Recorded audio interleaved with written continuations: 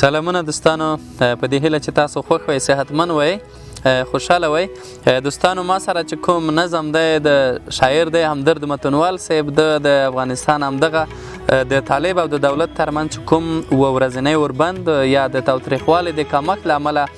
کوم اوربند اعلان شو، د ده په مورد باندې د یو نظم لیکلی دی، تاسو ته یې وړاندې کوم په دې هیله چې خوښ مو شي. یوې خورده طلبګي ټوپک ته لاس کړ، له کونده غی مری او ځونډې پرې کړل، بیا یې سوړ اسویلی وکه خدای وویل دې ټوپک خو ډېر ځوانان خاورې یې کړل، څه یې نوي څه زړه سامان تیار کړل، په اوربل کې عجیبه ګلان کتار کړل، طلبګي ورور ته یې غږ کړل چې ورورکه راشه وګوره د ستا خوږه نن ځکه، طلبګیا وروره څنګه ښکلې ښکارم، ته بیا مه ځه زه به چاته لارې څارم، زما ژوند زما غرور خو وروره ته یې، زما مټې زما زور خو وروره ته یې، ستا ټوپک مې درته ښه بدرنګ بدرنګ کړ، د ګلان د کنداغ ګلان مې واړه درته ړنګ کړل، هلته لرې مې د مور صندوق کې کېښود، ما د ستا د مټو زور صندوق کې کېښود،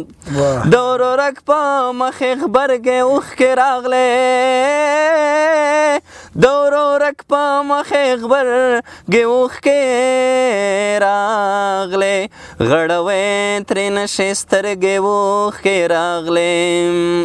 په ژړغونې غږ یې غېږ ته رانږدې کړه، ورته یې وویل چې زه نه ځم ناز نخرې کړه،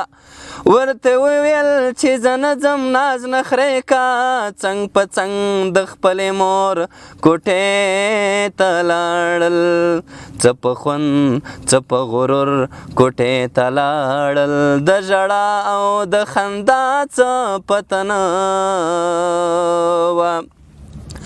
بس په خوله د هر بشر خوږه نغمه وه،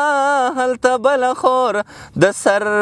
هلته بله خور سرباز ورور ته ولاړه، پاس په بام لکه د باز ورور ته ولاړه، د اوربند مبارکي یې ورکوله، د اوږد ژوند د اوږده ژوند تسلي یې ورکوله، نه یې ویره له ټوپک او نه له بم شوه، له خندا به یې کیسه په خوله کې بند شوه، ربه سوله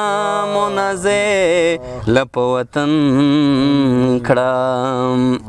ربه سوله منازې له په وطن کړه،